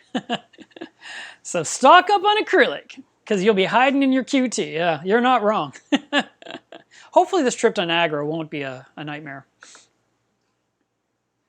Oh, thank you, Crisis. I appreciate the suggestion. He said his wife said to try some ice wine while in Niagara. Inniskillin Cabernet Franc is her favorite. Cool. Might just happen. DV's Reef says they're adding a Maxima clam to their system, and they named it Clammy Davis Jr. That's great. Emmanuel says, how are the nitrate levels? Oh, they're high. And I need to do the same on this tank. So I'm going to be siphoning, and I'm going to do more siphoning of sandbed out of the anemone cube, but I want the big vat to be the right temperature. I might just dump in a whole bunch of water from the vat into the sump to increase the water volume, another 30, 40 gallons, and then go to town vacuuming sandbed without worrying about running low. And while that's happening, I'll have the protein skimmer turned off, and I'll turn off the top-off system too. So those two things will be off, and it'll just be me working in the tank for whatever, hour and a half or so. Moshi says, can I store and reuse calcium reactor media with some Remag? Yeah, you should be able to rinse it and dry it out and store what's left over. I don't like reusing the part that basically turned to mud, but if you have larger nuggets, you can definitely do that. And you can kind of sift your way and pull, maybe with your hands, grab the biggest stuff, and then the little fine stuff that's like sand or smaller, just toss that out. There's no need to keep that. That won't benefit your reactor in the future.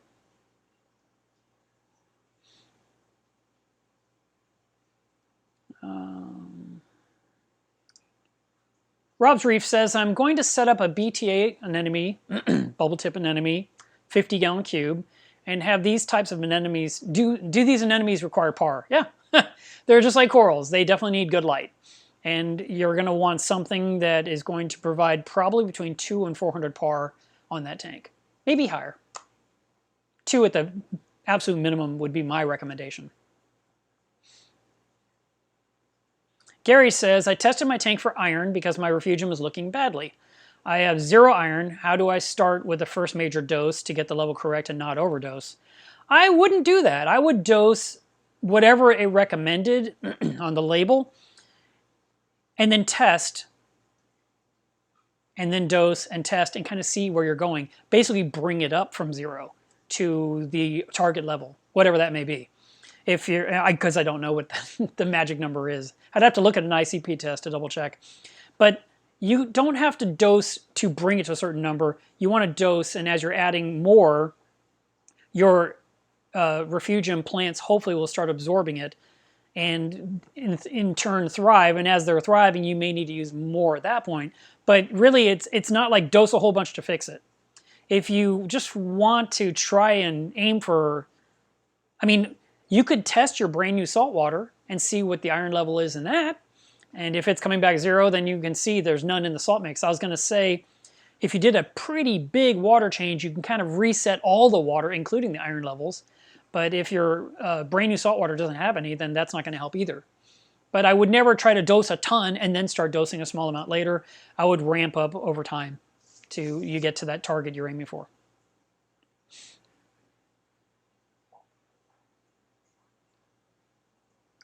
Manny says, I would like to get the BioClean Prodibio product. I believe I have one of those on my counter right now, so contact me after the stream and I'll get that shipped out to you.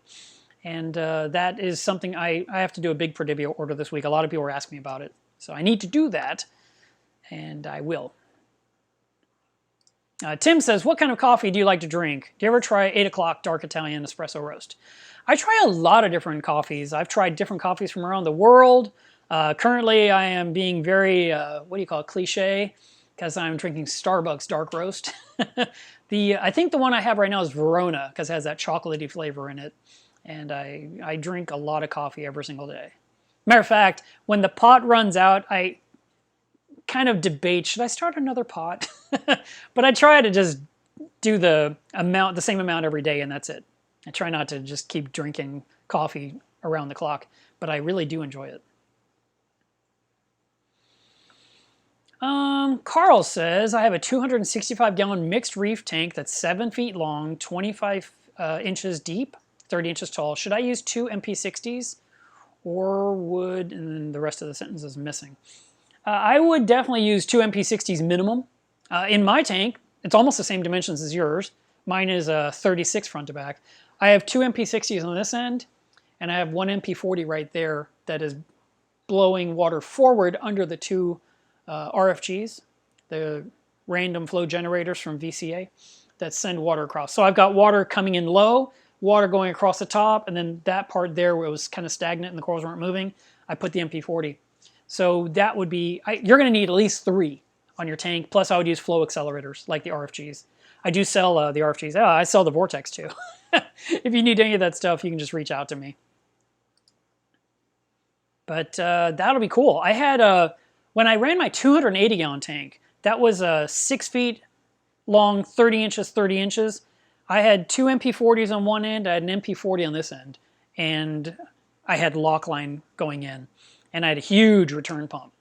And that worked out really well, and that was a really pretty, I missed that tank. That was a really good tank. Until one day it leaked. That was the end of that.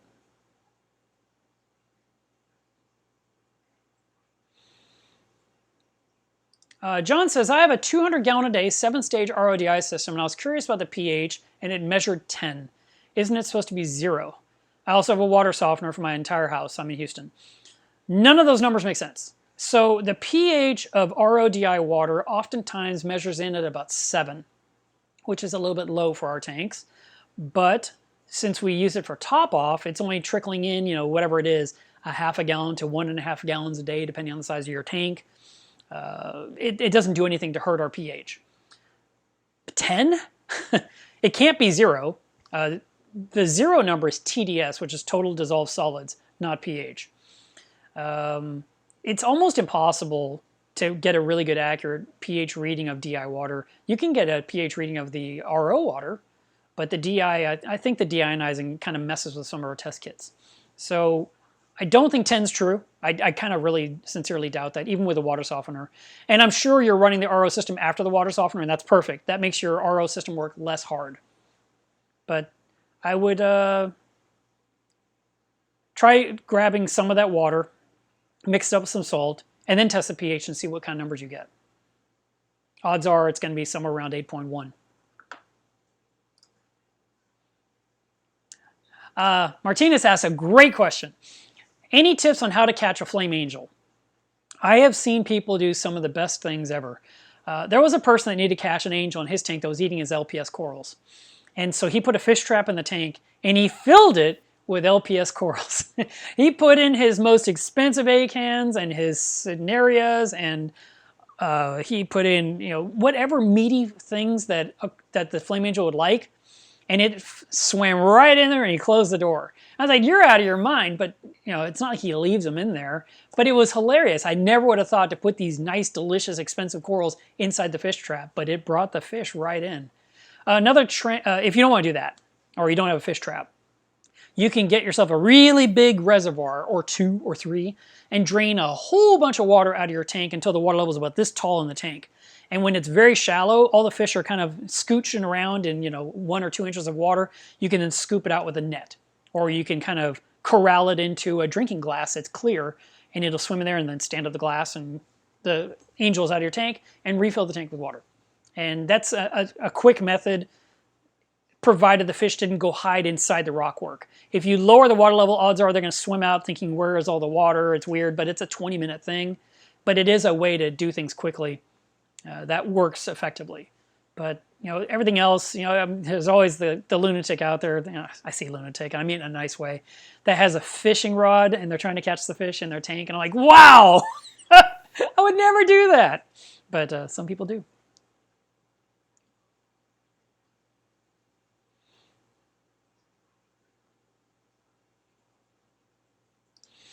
Tim says, do you notice an occasional point difference when you use your Milwaukee refractometer? Are you supposed to wait a couple of minutes to hit read? Okay, so when I take my refractometer, I don't have it within reach, so we're just going to take this thing and pretend this is it. There's a spot, we'll say this is the spot, where we have to pour the water. And I put my hand on there before I even use it. And I turn it on. And my hand is on top of that metal circle, and I'm warming it up with the temperature of my skin. And I watch the thermometer reading until it goes up and up and up. And when it gets to about 78 degrees, I take my hand off. And now I can put my water sample in there, and I can do my test. And when I do the test, I put my hand over the top so that the light from the kitchen isn't interfering. My hand is always over the top every time. So it's a consistent reading. I always get to 78 degrees. I put the water in, put my hand over the top, and I hit test.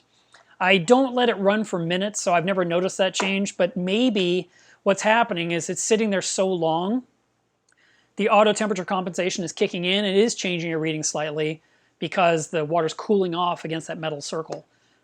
Try doing what I'm saying to warm it up with your hand to get it up to about 78, 77, 78. I just prefer that because that's kind of close to my tank's temperature anyway when I'm doing my test. And so it kind of levels the playing field, in my opinion.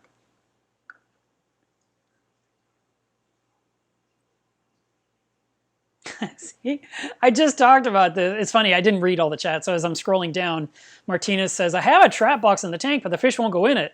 You got to put the bait in there that the fish like. You can also put in food for an angel. There's actual angel food you can buy at the fish store, and you can put those cubes inside the trap where they're, I'd melt them a little bit, but kind of hopefully keep them sort of in a cube shape, and put them inside the box so the fish start going in.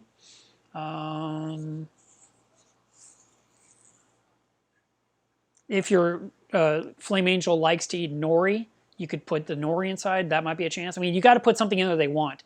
Normally what happens is what I like to tell people to do if you're going to catch a fish is put the trap in your tank for a few days without the door, so they just see it and swim around and get used to it.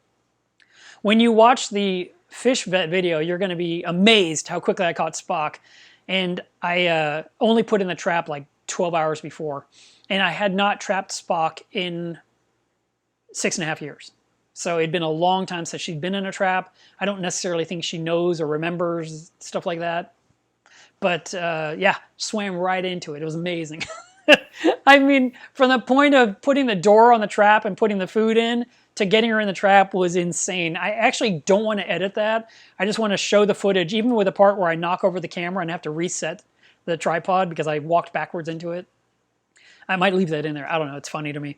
But I'm just waiting, and she just swam around, went right in, and I closed the door. It was unbelievable. I mean, it wasn't 2 minutes. It was amazing.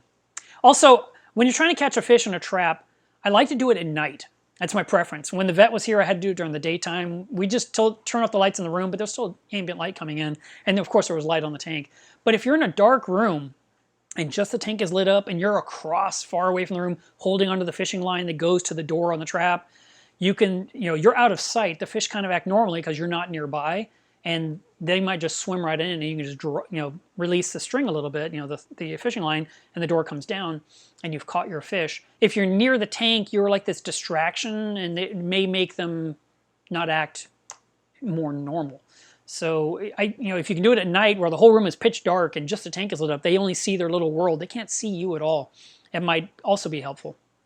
And Marcus was talking about the part about using a fish hook to catch the fish.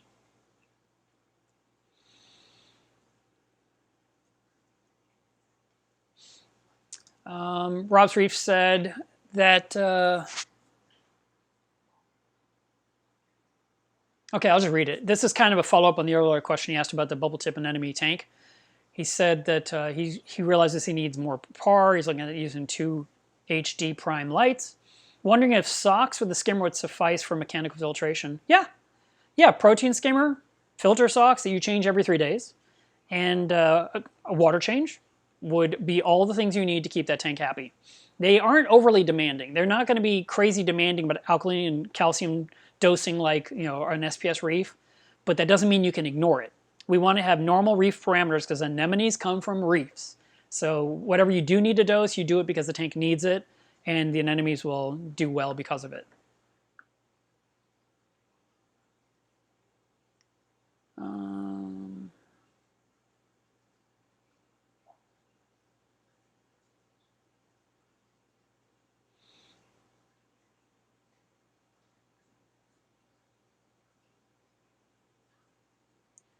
Looking for another question. Cindy says, is there really winter in Texas? That's hilarious. Yeah, here where I live, we don't. We get cold. We get freezes. Everything turns to ice. And we get horrible hailstorms. I mean, we are the hail capital of the world. And ironically, we have this spring festival every year where all these artists come from all over the U.S. to sell art. And invariably, every single year, the hail hits and everyone runs for their lives. It's always that event. And I remember last year, no, it was a couple years ago, the city said we are closing this event due to the risk of the hailstorm. And all the artists were furious because they paid a lot of money. They probably paid money 6 months in advance, and there was no refunds because hail is an act of God. And they said, we spent all this money, we drove all this way, do not close it.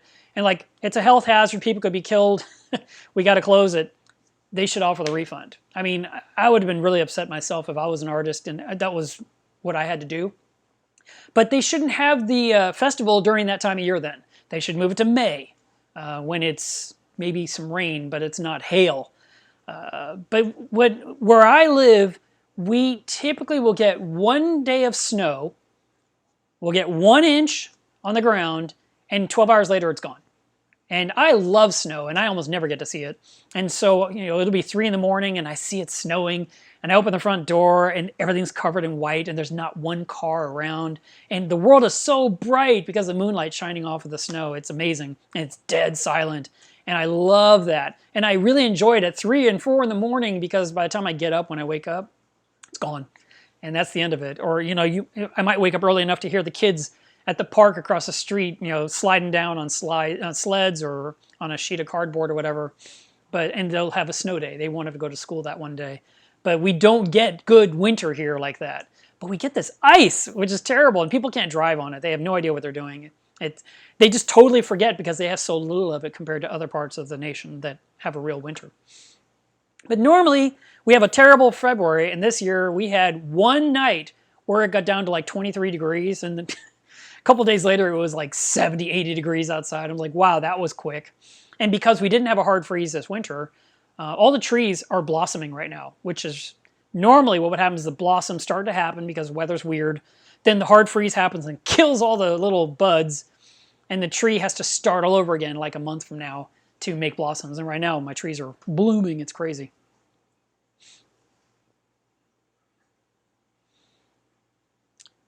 DB's Reef says, I'm acclimating a clam. Any thoughts on running biopellets with the clam? They need some nitrate. Yeah, they do need some nitrate. I don't know. Do you have nitrate in your tank, and what's the level? Because if it's under 10 or so, I wouldn't even worry about it. If you got crazy numbers like I do, then sure, yeah, go ahead and do the biopellet reactor and let the clams help reduce the nitrate too.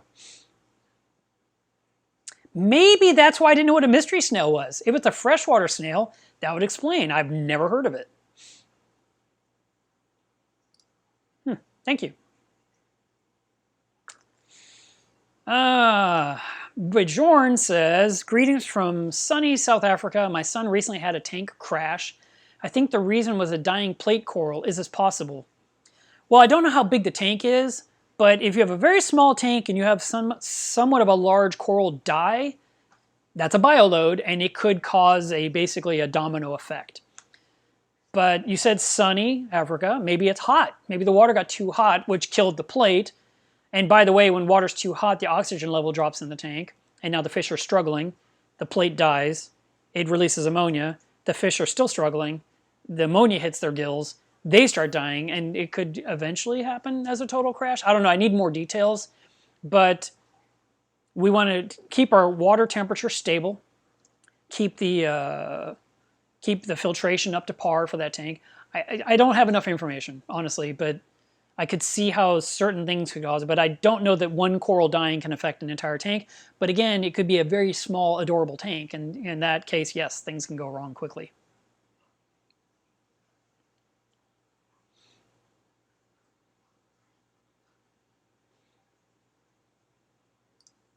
How do I say that name? Kajetil? Maybe it's Kettle and the J is silent. I don't know. Could you speak about old tank syndrome as a topic sometime? Is it real? Yeah, sure. Let's save that one for an upcoming episode. That's a good idea.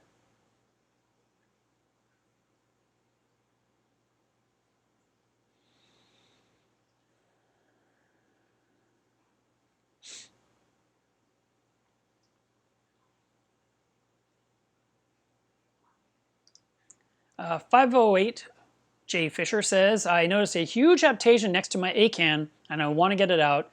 What would you recommend? Aptasia X just makes them multiply. I would probably, because you don't want to hurt the acan, if the rock is removable, I might consider actually taking the rock out of the tank and scraping that Aptasia off till every bit of the tissue is gone. You know, with like some kind of dental tool or a screwdriver, you know, some kind of small screwdriver, and really just get so there's none of that fleshy part left, and then put it back in your tank. If you want to try a product, F. Aptasia works, but if F. Aptasia gets on the acan will die. So you want to watch out for that.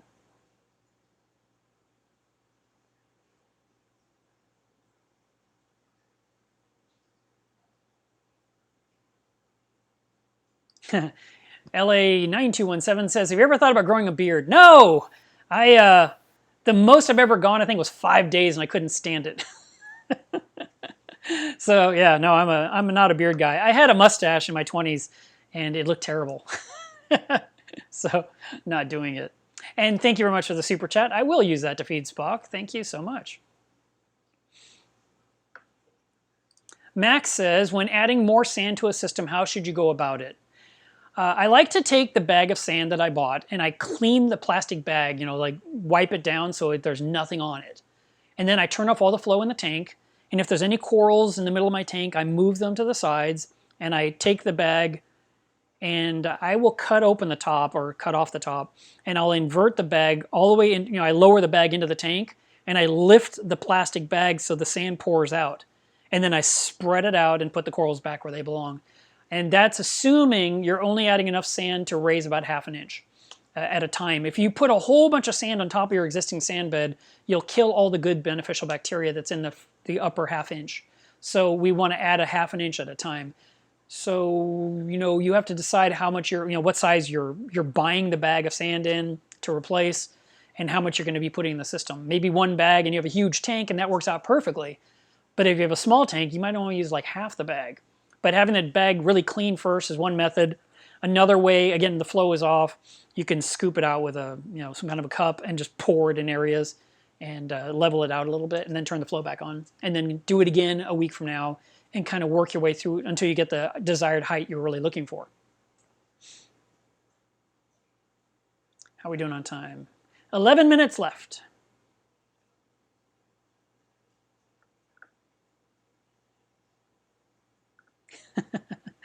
Michael Rogers, thank you very much for the super chat. He says, pear-shaped character stretching arm forward raises his thumb up. As a pear-shaped person myself, I get it. Okay, Nick Walter says, I'm planning to upgrade my lighting from one tank from current USA strips to 2 times the Hydra 26s, the HD. Should I set them low at first and slowly ramp up? Maybe.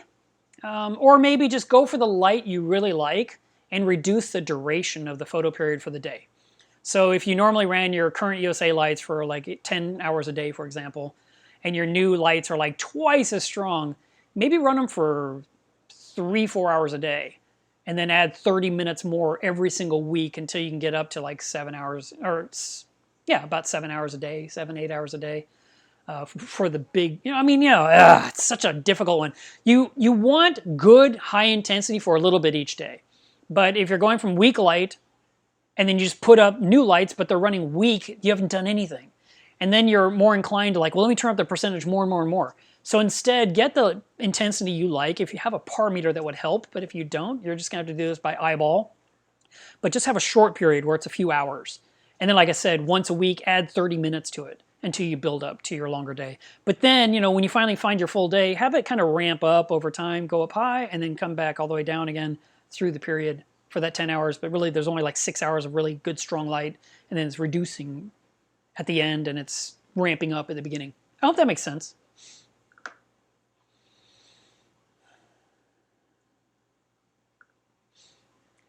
B. Spieg says, anyone know of a table for B Ionic that explains how much to add per gallon to increase parameters by X amount? You can use the Reef Chemistry Calculator. It's written by J. Dieck, D-I-E-C-K. And you choose B Ionic. You say what your water volume is, what your number is, what you want it to be, and hit calculate. And it will tell you exactly how much to add to get to that number. And then, of course, if your numbers are way off, you're going to bring it up over a period of days. Don't just shoot for the exact right number for a day. We don't want to like go from 6 to like 9.5 in a matter of hours. Just raise, and there'll be warnings on that screen saying it's safe to bring this up 50 ppm per day, or this is safe to bring up 1 DKH per day, or whatever. Follow those directions. J Fusion says, do you have any more Core magazines? I do have some left. And he said he would pay for shipping if I signed it. Yeah, I can do that. It didn't even really occur to me. I've just been sending them just to get them to you. Didn't occur to me to do anything.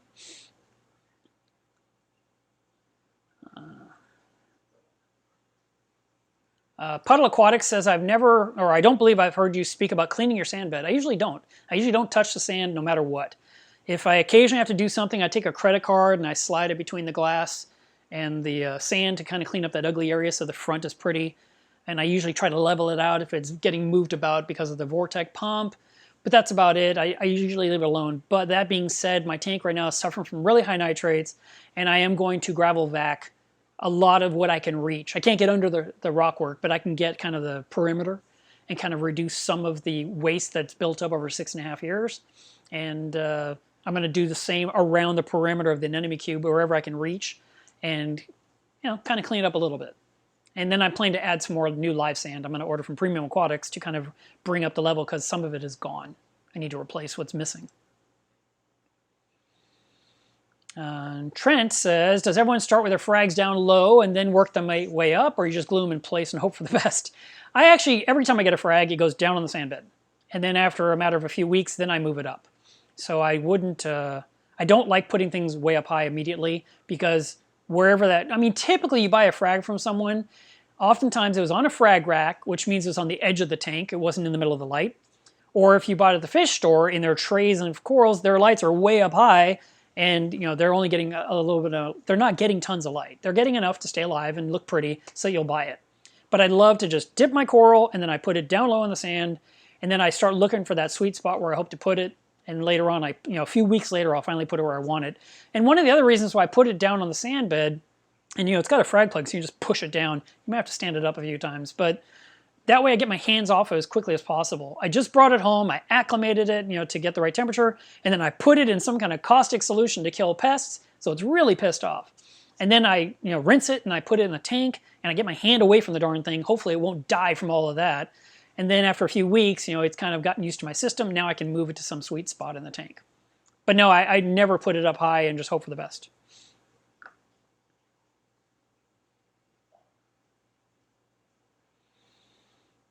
Odile says, have you been doing any water changes yet? No, I talked about this a little bit earlier because the water's not the right temperature. I need heaters, and the heaters I ordered are back ordered.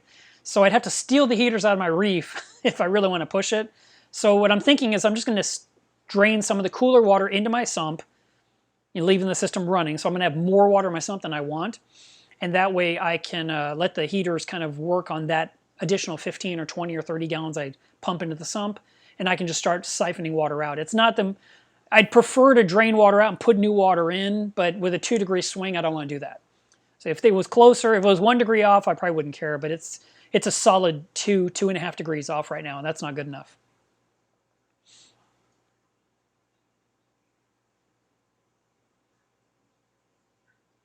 Max says, in your opinion, what's the best way to remove an acropora from a plug? It's already encrusting. It looks like it started growing and healing when I bought it. Well, what you can do, what some people do, is they cut off the coral right at the frag plug, and they want to throw away the plug. But you could cut off the frag plug and plant it, and then the frag plug with encrusting on it, you could put it somewhere else and let it keep spreading on that piece, and maybe you'll have a second piece of that coral somewhere else in your tank later on down the road. You might cut off the post off the bottom with some wire cutters, and then silicone, glue or putty the little disc somewhere else in your reef, and you could have 2 of these acroporas in your system. Or you can just cut your losses and throw away the plug with whatever's on it because all you care about is the stick. That's the choice.